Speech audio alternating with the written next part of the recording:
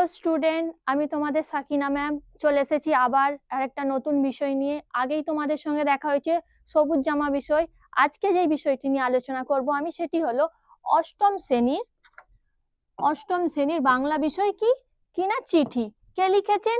Michael Madhusudan Dutta. চলো তার আগে তোমাদেরকে বলি একটু কবি পরিচিতি সম্পর্কে জানা আমাদের উচিত। চলো এবার জেনে নিই একটু কবি পরিচিতি সম্বন্ধে। দেখো কি আছে, মাইকেল মধুসূদন দত্ত কত সালে জন্মগ্রহণ করেছেন? 1824, যেটা দেওয়া নেই 25শে জানুয়ারি। কোথায় করেছেন? তিনি করেছেন অধুনা বাংলাদেশের যশোহর জেলার সাগরদাড়ি গ্রামে। এখন তোমরা জানো নিশ্চয়ই বাংলাদেশটা আমাদের একটি প্রতিবেশী দেশ। এক সময় এটা ভারতের সঙ্গেই যুক্ত ছিল। চলো সে সম্বন্ধে না বলে আমরা এগিয়ে যাই। বাল্য বয়সেই কলকাতায় এসে তিনি কোথায় ভর্তি হচ্ছেন? হিন্দু কলেজে ভর্তি হন। তারপরে সেখানে তার কি হচ্ছে সহপাঠী ছিলেন ভূদেব মুখোপাধ্যায়, রাজনারায়ণ বসু, গৌরদাস বসাক প্রমুখ। বিলেতে যাওয়ার জন্য তিনি ধর্মান্তরিত হন, মানে কি তিনি তার ধর্মকে পরিবর্তন করে। তিনি কি ছিলেন? তিনি কোন ধর্ম পরিবর্তন করলেন? তিনি খ্রিস্টান ধর্ম গ্রহণ করলেন। সেখানে গিয়ে তিনি তার নামের পরিবর্তন করলেন। মাইকেল, তার নামটা কি ছিল? মধুসূদন দত্ত। তার সঙ্গে কি যুক্ত করলেন? মাইকেল মধুসূদন দত্ত। সে চাইতো যে নিজেকে একটি বিলেতে গিয়ে তার নামটা যাতে শুনতে ভালো লাগে, ওই জন্য তার নামের সে পরিবর্তন করলেন। তার সাথে সাথে ধর্মেরও পরিবর্তন করলেন। গ্রিক, ল্যাটিন, সংস্কৃত, ইংরেজি ভাষায় পাণ্ডিত্য অর্জন করলেও তিনি এতগুলো ভাষায় পণ্ডিত ছিলেন, কি করলেন? বাংলা ভাষায় পরবর্তীকালে দক্ষতা লাভ করে তারপরে কি করছে, বাংলা ভাষায় সে এতটাই দক্ষতা লাভ করলেন যে তারপরে তিনি বাংলা ভাষাতেই তার লেখাগুলো লিখলেন।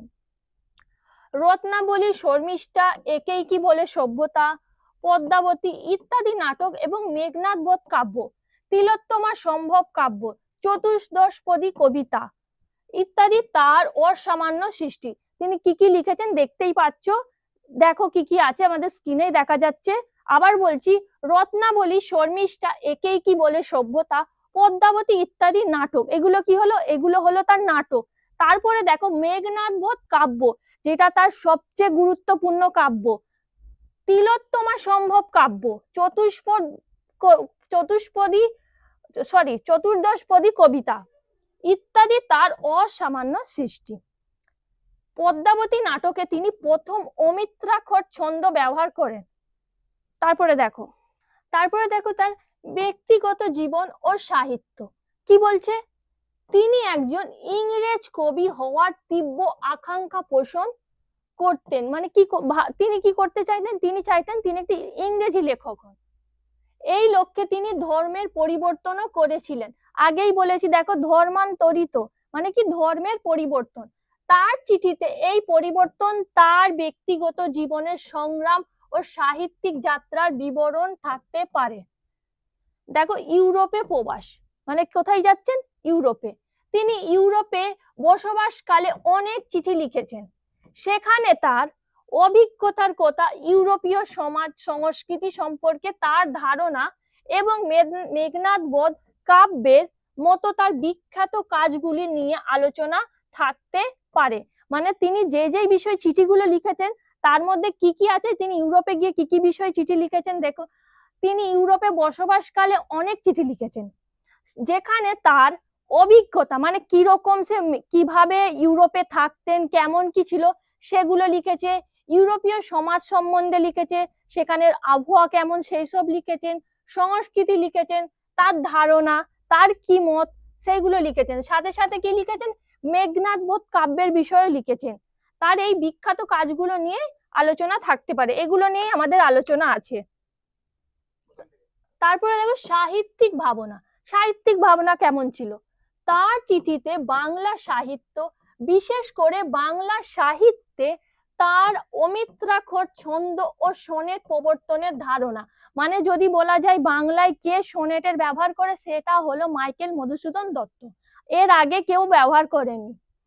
এবং বাংলা ভাষার প্রতি তার ভালোবাসা ও দৃষ্টিভঙ্গি প্রতিফলিত হতে থাকে, মানে তার বাংলা ভাষার প্রতি কি হলো, সে ভালোবাসতে শুরু করলো। কি হচ্ছে? ধর্ম ও সমাজ। ধর্মান্তরিত হওয়ার পর তিনি সমাজে কি হলো, ধর্ম পরিবর্তন করে সমাজে একজন বিদ্রোহী ব্যক্তিত্ব হিসেবে পরিচিত হন। কেউ যদি একটা ধর্ম পরিবর্তন করে, দেখবে কেউ যদি হিন্দু থেকে খ্রিস্টান কিংবা মুসলিম হয়, তাকে কি তার সমাজ মেনে নেবে? মেনে নেবে না। তার কারণে তার সবাই কি করেছিল, বিরোধ করেছিল, যেটা কেউই মেনে নেবে না সমাজে, এটা তার বিরোধ থাকতে। তার চিঠিতে তার ধর্মীয় ও সামাজিক জীবন সম্পর্কেও কি হচ্ছে, অনেক তথ্য পাওয়া যায়। তার মানে আমরা যদি কোনো লেখকের ধর্ম পরিবর্তনের কথা জানতে পারি, সেটা হলো কে, মাইকেল মধুসূদন দত্ত। দেখো তারপরে তারপরে কি আছে, মানসিক ও দার্শনিক ভাবনা।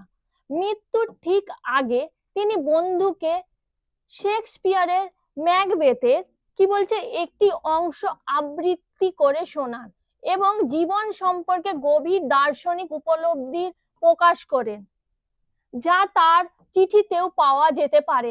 মানে যখন মৃত্যুর কিছু আগে তার বন্ধুকে কি শোনাচ্ছে, শেক্সপিয়ারের ম্যাকবেথের একটি অংশকে আবৃত্তি করে শোনাচ্ছেন।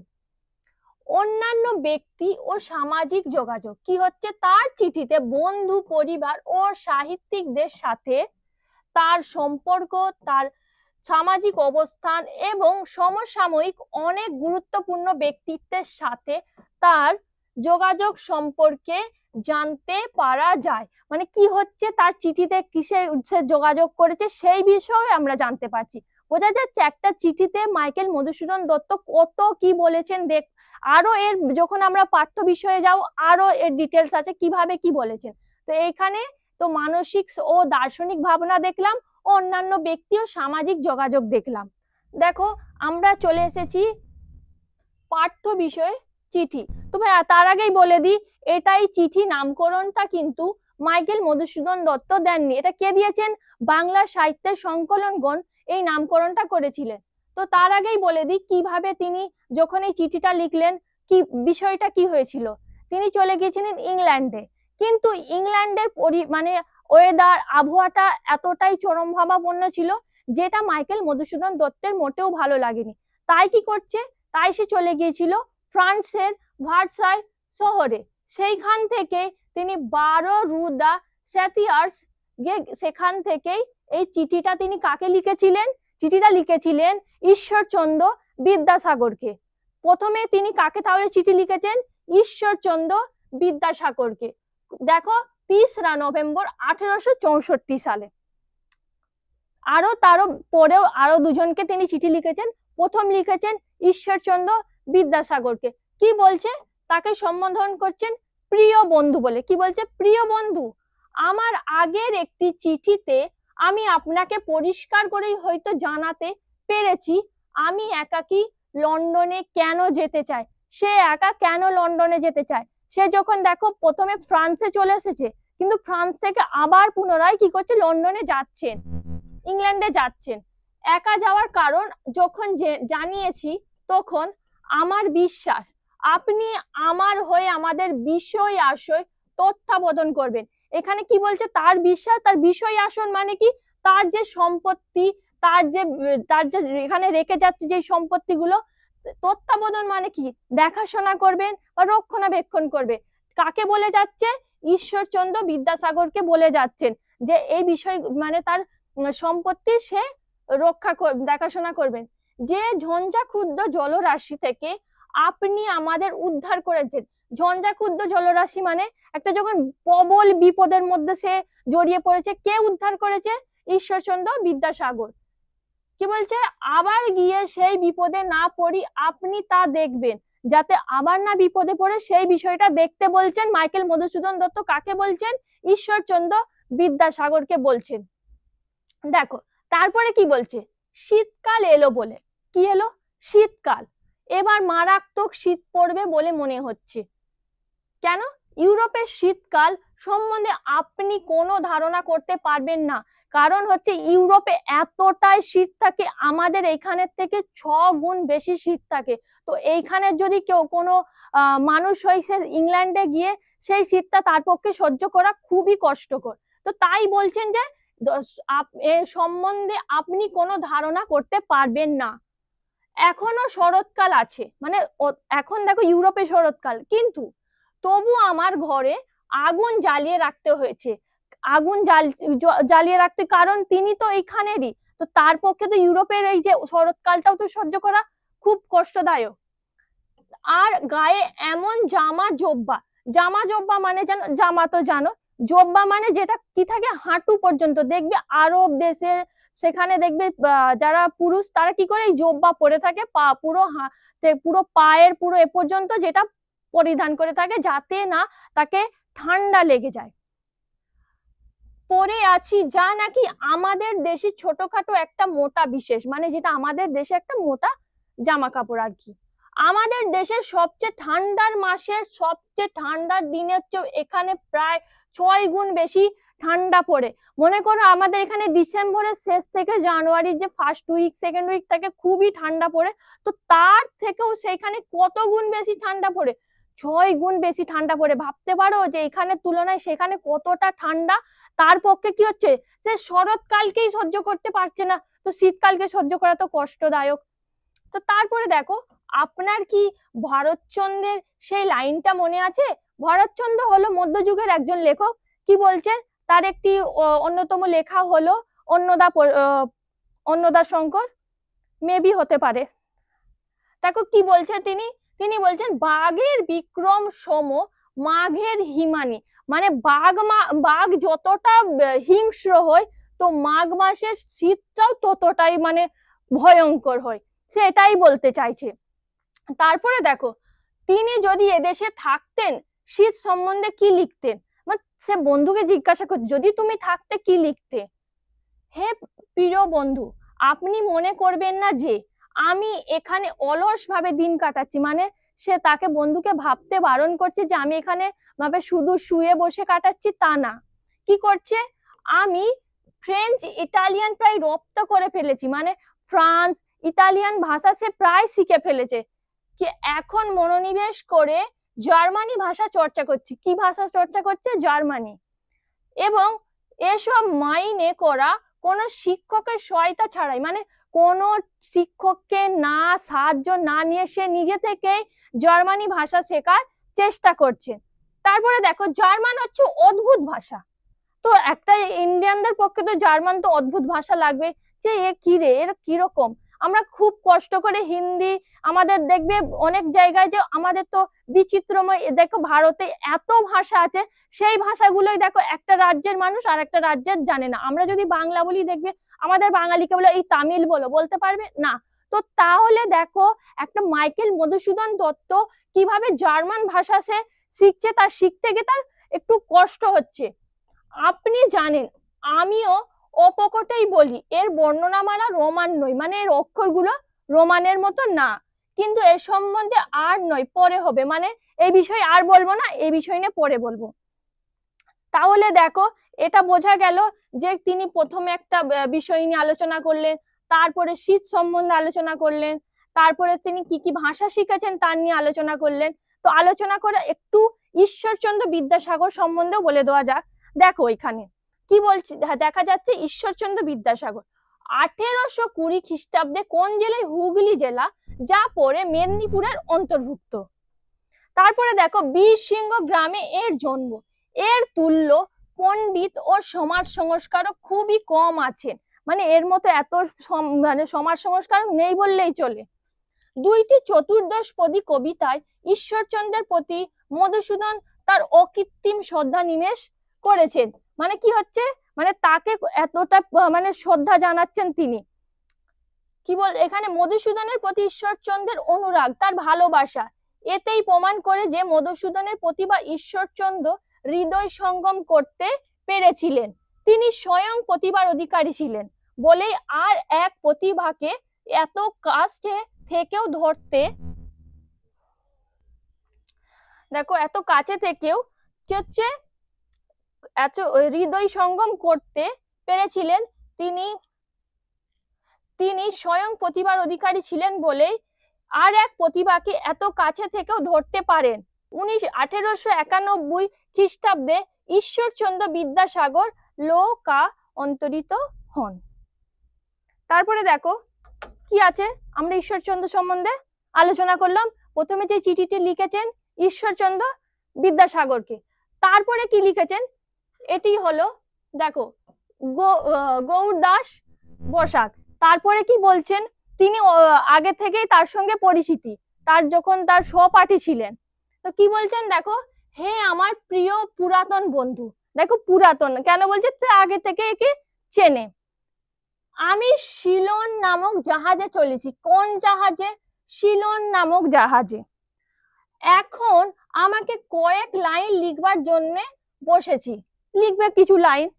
তারপরে দেখো জাহাজটা হচ্ছে রূপকথা রাজ্যের ভাসমান একটি প্রসাদ বিশেষ, বুঝলে বৎস, মানে বুঝলে বৎস মানে কি হচ্ছে, তিনি বৎস কাকে বলছেন, গৌরদাসকে বলছেন। তো এতটাই সুন্দর জাহাজটা, তো তাই তাকে লিখছেন যে যেই জাহাজটাই আছি দেখো কত সুন্দর। এই জাহাজে সব ব্যাপারে এমন অপূর্ব জাঁকজমকের ব্যবস্থা আছে, বা নাকি তুমি কল্পনায়, মানে এতটাই সুন্দর তুমি কল্পনা করতে পারবে না একটা জাহাজ এত সুন্দর হতে পারে। এর সেলুন গুলো এমন রাজপ্রাসাদের মানায়, মানে যে সেলুন গুলো আছে মনে হচ্ছে যেন এগুলো রাজপ্রাসাদে থাকলেই শুধু সুন্দর লাগবে, কিন্তু দেখো এরকম কোথায় আছে, একটা জাহাজে। কোন জাহাজে, সিলন নামক জাহাজে। ক্যাবিন গুলো রাজকুমারদের উপযোগী, মানে যে ক্যাবিন গুলো, ক্যাবিন মানে যে ছোট্ট ছোট্ট ঘর থাকে থাকার, সেগুলো কাদের থাকার যোগ্য, রাজকুমারদের। সেগুলো কোথায় আছে, একটা জাহাজের মধ্যে আছে। কিন্তু সেসব কথা ক্রমশ পরে বলা যাবে, মানে এই সম্বন্ধে আমি পরে আলোচনা করব।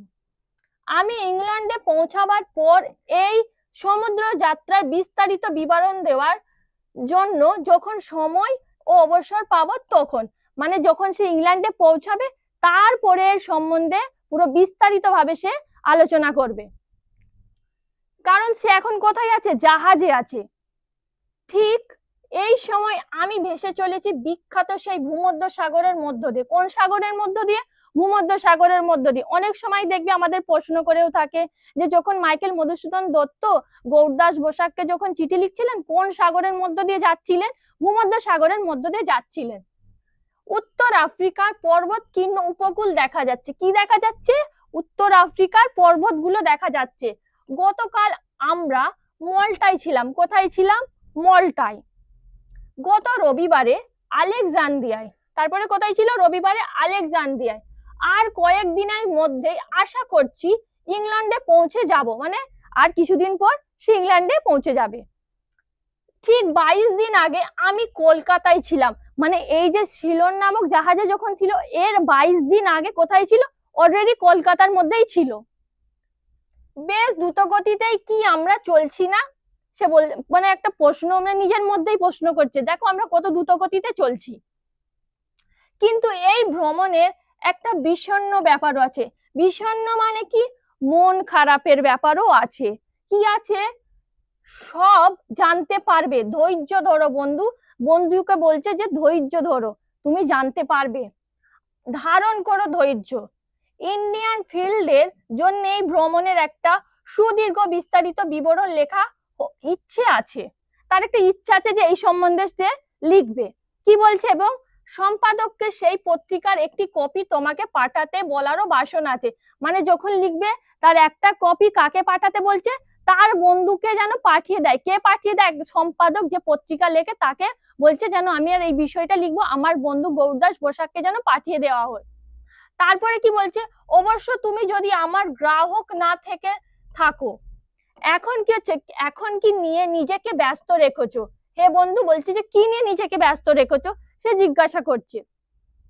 আমার মনে হচ্ছে এই জাহাজে আমার দেশের আধা ডজন খানেক লোক যদি থাকতো তাহলে নিজেদের নিয়ে একটা গোষ্ঠী তুলতে পারতাম। বলছে যে এই জাহাজে যদি মনে করো সে যেখান থেকে সে তার নিজের যদি লোকজন থাকতো আধা ডজন, তাহলে সে নিজেকে একটা পরিবার গড়ে তুলতো। দেখবে আমরা সব সময় খুশি কাদের মধ্যে হই, যাদেরকে আমরা চিনি জানি, নিজের লোকের মধ্যে আমরা বেশি খুশি অনুভব করি। তাই সেই বিষয়ে এখানে সে এটা বলতে চাইছে।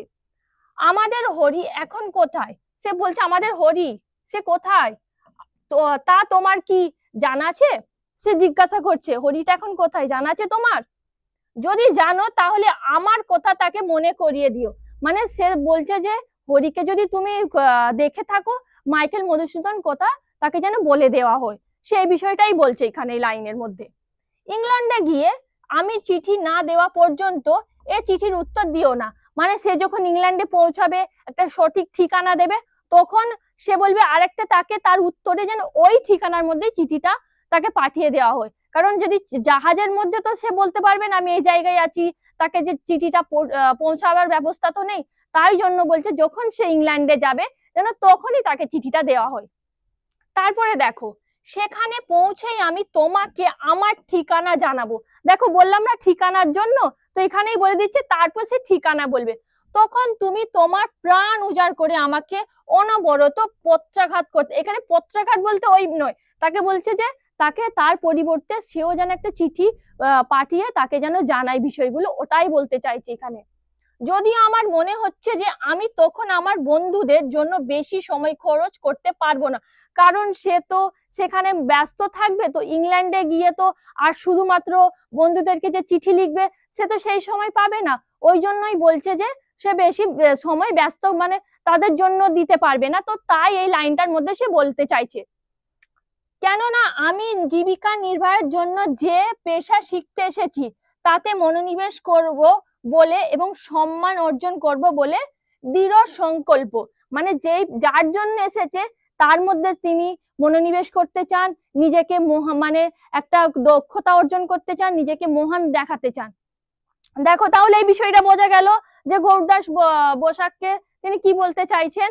দেখো তারপরে যে আরো আছে, তো এখানেই শেষ নয়, আরো আছে। দেখো দেখো তিনি আরো বলছেন গৌরদাস বসাককে, কি বলছে, স্পেনের উপকূল ছাড়িয়ে রবিবার, মানে রবিবারে যখন স্পেনের উপকূল ছেড়ে চলেছে, এই 2 দিন চিঠিটা ফেলে রেখেছিলাম, মানে 2 দিন কি করেছে, চিঠিটাকে সে ফেলেই রেখেছিল, কিন্তু আজ এটা শেষ করবই, মানে এটা কি করবে, আজকে আমাকে শেষ করতেই হবে।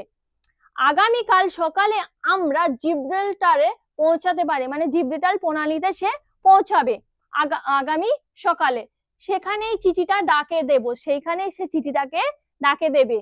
তুমি ধারণা করতে পারবে না সমুদ্র আজ কতটা শান্ত, মানে তোমার কল্পনার বাইরে আজকে সমুদ্রটা কতটা শান্ত ভাবে আছে। দেখো এটা বিশ্বাস করো আমাদের হুগলি নদীটিরই মতো, কার সঙ্গে তুলনা করছে, আমাদের দেশের হুগলি নদীর সঙ্গে তুলনা করছে।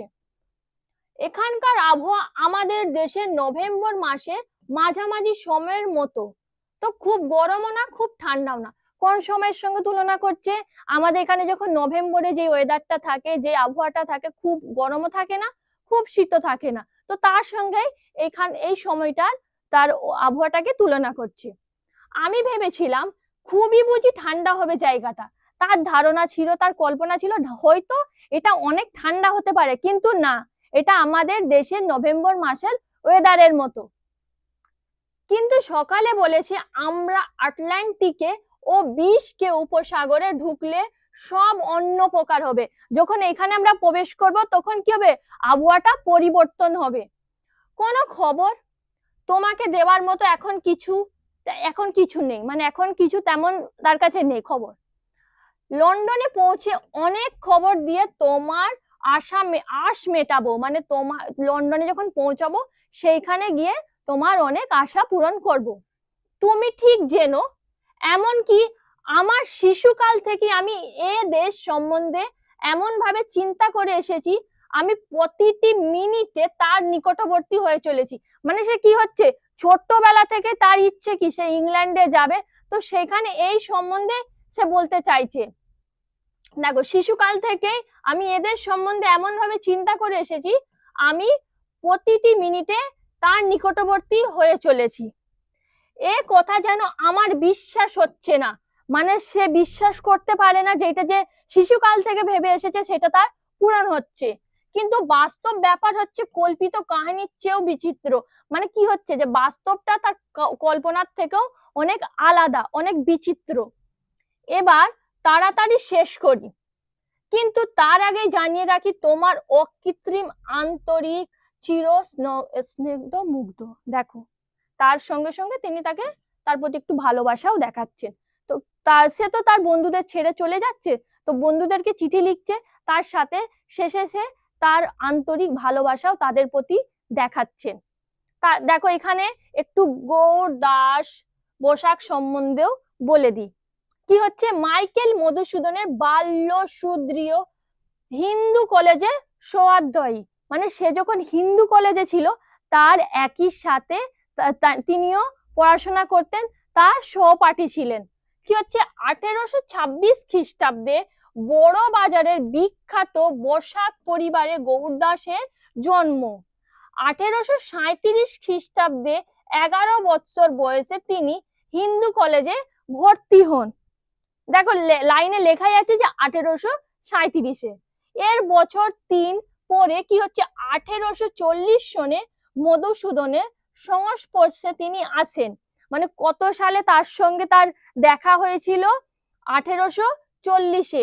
অচিরেই তার নিবিড় বন্ধুত্বে পরিণত হয়। সেটা কখন যে বন্ধুত্বে পরিণত হলো সে বুঝতেই পারলো না। আনুমানিক 1856 খ্রিস্টাব্দে ডেপুটি ম্যাজিস্ট্রেট পদে বৃত হন। অনেক সাংস্কৃতিক প্রতিষ্ঠানের সঙ্গে গৌরদাসের নিবিড় সম্পর্ক ছিল। সেকালে রঙ্গালয় আন্দোলনের সঙ্গেও তার যোগ ছিল, মানে সে সময় যে আন্দোলন তার সঙ্গে গৌরদাস বসাক যুক্ত ছিলেন। মধুসূদনের প্রতি তার এতই অনুরাগ ছিল, এতই ভালোবাসা ছিল, মধুসূদনের প্রতিভা সম্বন্ধে কি হচ্ছে সম্বন্ধে এতটাই শ্রদ্ধা তার ছিল যে তিনি তার এই বন্ধুটির জীবন রচনার জন্য বিশেষ আগ্রহী ছিলেন। বিশেষ আগ্রহী ছিলেন। মধুসূদনের মৃত্যুর প্রায় 27 বছর পরে ইনি 1900 খ্রিস্টাব্দে পরলোক গমন করেন। মানে তিনি কত সালে তাহলে পরলোক গমন করছেন? 1900 খ্রিস্টাব্দে। দেখো আমার তাহলে কার সম্বন্ধে আমরা যেই বিষয়টা চিঠিটা লিখলো তারপরে গৌরদাস বসাকটা তোমরা দেখলে, তারপরে তিনি আরেকজন সহপাঠীকে চিঠি লিখছেন। কি লিখছেন দেখো, এবার সেটা আমরা আলোচনা করব। কি বলছে? প্রিয় রাজনারায়ণ, তাকে প্রিয় রাজনারায়ণ বলে সম্বোধন করছে। তারপর দেখো, ইতিমধ্যে তুমি আমার পুরাতন ডেরায় পৌঁছে গিয়ে থাকবে। ডেরাই মানে কি? যেখানে সে বসবাস করেন। ডেরাই মানে যেটা বসবাসের স্থান আর কি, তো তাকে বলা হচ্ছে ডেরাই। তোমাকে অনুনয় জানাচ্ছি, মেঘনাদ সম্বন্ধে আমাকে লেখো। কি সম্বন্ধে লিখতে বলছে দেখো। দেখো আমরা প্রথমেই শুরুতেই দেখেছিলাম যে মেঘনাদ সম্বন্ধেও এই চিঠির মধ্যে আছে। তো কাকে মেঘনাদ সম্বন্ধে তাও লেখার জন্য বলছেন? রাজনারায়ণকে। দেখো এখানে বলছে মেঘনাদ সম্বন্ধে আমাকে লেখো, তোমার রায় জানার জন্য আমি রুদ্ধ নিঃশ্বাসে অপেক্ষা করছি। মানে রুদ্ধ নিঃশ্বাস মানে সে যেন তার দমটাকে বন্ধ করে রেখে সে অপেক্ষা করছে সে কি বলতে চায় রাজনারায়ণ তার মেঘনাদ সম্বন্ধে। দেখো তোমার সঙ্গে সাক্ষাৎ হওয়ার কয়েক ঘন্টা পরে আমি প্রচন্ড জ্বরে আক্রান্ত হয়ে পড়ি। মানে যখন সে তার সঙ্গে দেখা হলো, সাক্ষাৎ হলো, তখন সে এতটাই জ্বরে পড়ে গেছিল 6-7 দিন শয্যাগত থাকি। মানে শয্যাগত মানে কি? বিছানায় পড়ে গিয়েছিল প্রায় 6-7 দিন। মেঘনাদ আমাকে শেষ করবে। কি বলছে? মেঘনাদ আমাকে শেষ করবে অথবা আমি মেঘনাদকে শেষ করব। মানে সে লেখার যদি সময় যদি কেউ অসুস্থ হয়ে পড়ে, সে ভাবছে মেঘনাদ লিখতে লিখতেই না আমি নিজেই মারা যাই, তাই বলছে মেঘনাদ আমাকে শেষ করবে। নাকি সে লেখার মধ্যে, যেহেতু মেঘনাদ কে ছিল? রাবণের পুত্র, তো কার সঙ্গে তার যুদ্ধ হয়েছিল? রামচন্দ্রের সঙ্গে যুদ্ধ হয়েছিল। তারপরে কি হয়েছিল? রামচন্দ্রের যুদ্ধের সঙ্গে সে মারা গিয়েছিল। তো ওই বিষয়টা তো লিখতে হবে। তো তাই বলছে যে জ্বরের মধ্যে আমি ভুগছি, যদি আমি না শেষ হয়ে যাই মেঘনাদ লিখতে লিখতে। তো দেখো মেঘনাদ আমাকে শেষ করবে নাকি আমি মেঘনাদকে শেষ করব, সে সম্বন্ধে একটা বোঝাপড়া উপক্রম হয়েছিল। মানে সেটা নিয়ে যেন একটা রেষারেষি। সেইখানে বলতে চাইছে একটি হাস্যকর বিষয় হিসাবে কাকে বলতে চাইছে? রাজনারায়ণ বসুকে। তারপরে দেখো, ঈশ্বরকে ধন্যবাদ আমি জয়ী হয়েছি। এখানে কি বলতে চাইছে? যে আমি জয়ী হয়েছি মানে কি? সে এখন সুস্থ, তাই বলছে আমি জয়ী হয়েছি, আমি মেঘনাদকে মারবো, আমি লেখাটা তাকে পুনরায় কমপ্লিট করব, তাই বলছে আমি জয়ী হয়েছি। মেঘনাদ মারা গিয়েছে, মানে সে লিখে ফেলেছে মেঘনাদ, এই যে মেঘনাদ কাব্য লিখেছে তাতে এখন মেঘনাদ মারা গিয়েছে। অর্থাৎ আমি ষষ্ঠ স্বর্গ শেষ করেছি প্রায় 750 লাইনে। ষষ্ঠ স্বর্গটা কি? হ্যাঁ, মানে যে ষষ্ঠ স্বর্গতে যে কত লাইন ছিল? 750 লাইন। দেখো এখন সে মেঘনাদ বধ কাব্যটা তো অনেকটাই বড়, তো একটা একটা পার্ট আছে, তার মধ্যে দেখো ষষ্ঠ স্বর্গ, তার মধ্যে কত লাইন আছে? 750 লাইন আছে। তাকে মেরে ফেলতে আমাকে অনেক অশ্রুপাত করতে হয়েছে। যাই হোক, অল্প দিনের মধ্যেই তুমি এ সম্বন্ধে আমার অভিমত খাড়া করার সুযোগ পাবে। মানে তার থেকে সে জানতে চাইছে যে আমি মেঘনাদ বধ কাব্যটা লিখেছি সেটা কি সত্যিই ভালো। যারা আমাকে প্রাণ মন দিয়ে ভালোবাসে তারা তো আমার নাম করবে। দেখো, তোমাকে যে ভালোবাসবে, তুমি যতই খারাপ হও না কেন, তুমি ভালো। কিন্তু এখানে কি বলছেন যে রাজনারায়ণ সে যেন তাকে সঠিকটা বলে, সত্যিই কি এটা ভালো হয়েছে। তো সেটা ওই জন্য বলছে তো তোমার একটা অভিমত প্রকাশ করবে। এই কাব্যে অদ্ভুত রকম জনপ্রিয় হয়ে উঠেছে, একটা যেন জনপ্রিয়তা বেড়ে উঠেছে। দেখো, কেউ কেউ বলেছেন এটি মিল্টনের চেয়ে উৎকৃষ্টকর। মানে যে মিল্টন বলে একজন ইংল্যান্ডের লেখক ছিলেন তার চেয়েও খুব, মানে খুব সুন্দর, তার চেয়েও খুব উৎকৃষ্টকর। কিন্তু এসব বাজে কথা, মিল্টনের চেয়ে উৎকৃষ্টতর হতে পারে না কোনো কিছুই। সে বলছে যে মিল্টনের থেকে কেউ ভালো হতে পারে না। কে বলছেন? মাইকেল মধুসূদন দত্ত নিজে বলছেন। তাকে দেখো, লোকজন মিল্টনের সঙ্গে তুলনা করছে, কিন্তু তার মতে না, মিল্টনের সমতুল্য কেউ না। অনেকে বলেছেন এটি কালিদাসের কাছাকাছি। তো কালিদাসের কাছাকাছি বলতে কি হচ্ছে, কাছাকাছি যখন বলেছেন এ কথায় আমার কোনো আপত্তি নেই। মানে কালিদাসের সে সমতুল্য হতে পারে। কালিদাসের একটা লেখা আছে অভিজ্ঞান শকুন্তলম, তার একটা লেখা আছে। তো এখানে যে কালিদাস যে আছে, তো তার সঙ্গে যখন তুলনা করছে তখন সে আপত্তি জানে না, না আমি কালিদাসের সমতুল্য হতে পারি, কিন্তু সে মিল্টনের সমতুল্য হতে পারে না। দেখো, ভার্জিল কালিদাস বা তাসর সমতুল্য হওয়া আমি অসম্ভব বলে মনে করি না। ভার্জিল যে কালিদাস ছিল বা তাসর ছিল, তার যখন সমতুল্য বলছে, সেটা বলছে হ্যাঁ এটা অসম্ভব বিষয় নয়, এটা আমি হতে পারি। কিন্তু কার সমতুল্য না? মিল্টনের সমতুল্য না। তারা যদিও কীর্তিমান, তারাও যে কম না, তবু তার নসর পৃথিবীর কবি। কি হচ্ছে? তারা হচ্ছে মরণশীল। নসর মানে কি? নসর মানে হচ্ছে মরণশীল। তারা হচ্ছে পৃথিবীর কবি। কিন্তু মিল্টন স্বর্গীয়। মিল্টন কি? স্বর্গীয় কবি। দেখো, এখানে বলছে এরা হচ্ছে মরণশীল কিন্তু এ স্বর্গীয়। তোমার যা মনে হয়েছে তুমি তাই লিখে জানাবে। কিংবা তুমি যেটা পড়ছো, যে বিষয়টা বুঝছো সেটা বলবে, সঠিকটা বলবে। আমি তোমার যে সঠিকটা কি, আমি তার জন্য অপেক্ষা করছি। কি অপেক্ষা করছে? মাইকেল মধুসূদন দত্ত অপেক্ষা করছে। এরকম হাজার হাজার মানুষের জয়ধ্বনির চেয়ে তোমার অভিমত অনেক নির্ভরযোগ্য। যে এত লোক যে এত বিষয় বলছেন যে হ্যাঁ খুব সুন্দর হয়েছে, সেটা তার কাছে কোনো মূল্যবান নয়। কিন্তু রাজনারায়ণ বসু কি বলছে সেটাই হচ্ছে মাইকেল মধুসূদন দত্তের কাছে খুবই গুরুত্বপূর্ণ, খুবই মূল্যবান। কি বলছে? এরকম শুনেছি যে অনেক হিন্দু মহিলা বইটি পড়েছেন, মানে অনেক হিন্দু মহিলা তারাও বইটি পড়েছেন, পড়ে ক্রন্দন করেছেন। ক্রন্দন মানে কি? কান্না করেছেন। মানে অনেক যে হিন্দু মহিলারা পড়ে মেঘনাদ বধ কাব্য কান্না করেছেন। তোমার স্ত্রী যাতে কাব্যটি পড়েন, তোমার সে ব্যবস্থা করা উচিত। কি বলছে? তোমার স্ত্রী যাতে পড়ে সেরকম একটা ব্যবস্থা করো। আমাকে চিঠি লিখো এবং এক মুহূর্তের জন্য এ বিশ্বাস হারিও না যে আমি অকপট ও আন্তরিকভাবে তোমার সর্বশ্রেষ্ঠ অনুরাগী। মানে একবারও বিশ্বাস মানে অবিশ্বাস করতে বারণ করছে যে তোমার প্রতি আমার কোনো শ্রদ্ধা নেই, তোমার প্রতি আমার কোনো ভালোবাসা নেই। দেখো, তার আগেই বলে দিই, রাজনারায়ণ বসু সম্বন্ধে একটু আলোচনা করে নি। এখানে রয়েছে কি হচ্ছে রাজনারায়ণ বসু কি হচ্ছে 1826 খ্রিস্টাব্দে কলকাতার দক্ষিণে অবস্থিত বোড়াল গ্রামে জন্ম। শৈশব কাল থেকেই ইনি বিদ্যানু অনুরাগী, মানে বিদ্যার প্রতি ভালোবাসা। 16 বছর বয়সে ইনি হিন্দু কলেজের শেষ পরীক্ষায় উত্তীর্ণ হয়ে গৃহে মুন্সির নিকট পারস্য ভাষায় উত্তম রূপে শিক্ষা করেন। কি ভাষায়? পারস্য ভাষায়।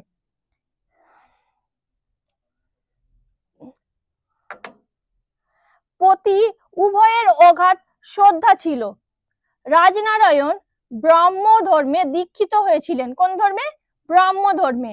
এবং এই ধর্ম প্রচারের জন্য অনেক উদ্যোগ করেন।